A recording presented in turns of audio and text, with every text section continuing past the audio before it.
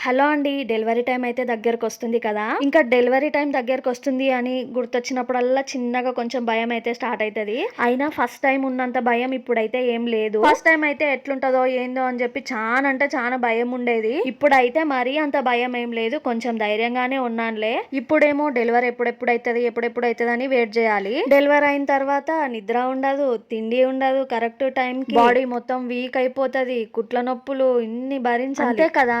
కొన్నిటిని కావాలనుకున్నప్పుడు కొన్నిటిని సాక్రిఫైస్ చేయాల్సిందే. ఒక మనిషి జీవితం అంతా ఇంతే. ఇంకా సర్లేండి. ఇంకా ఈ రోజు అయితే నా ఈవినింగ్ రొటీన్ అయితే చూపిస్తున్నాను మీకు. నిన్న ఉతికిన బట్టలు ఉంటే మడత పెట్టేసుకొని ఇల్లు అయితే ఉడ్చేసుకున్నా. ఇంకా కొన్ని ఇడిచిన బట్టలు ఉంటే వాషింగ్ మిషన్ కి అయితే వేసేసిన. ఇంకా గిన్నెలు తోముకోవాలి కాబట్టి గిన్నెలు అయితే మొత్తం తీసేసి సింకులో అయితే పెట్టేసుకున్నా. పొద్దున్నే కొంచెం ఛాయ్ ఉంటే అది కూడా పెట్టేసుకొని తాగేసిన. గిన్నెలన్నీ తోమేసుకుంటున్నా. ఇప్పుడైతే పాప ఇంట్లో లేదు. మా మరదలు అయితే వచ్చిండే మధ్యాహ్నం ఇంటికి. ఇంకా తనేంటనే పాపని తీసుకొని వెళ్ళింది. అందుకోసమే తొందరగా పని చేసుకుందాం అని చెప్పి పని అయితే చేసుకుంటున్నా నేను. ఇంకా పని అంతా కంప్లీట్ అయిపోయినాక పాపని తీసుకొద్దామని మా మరదల దగ్గరికి అయితే వెళ్ళిపోయినా.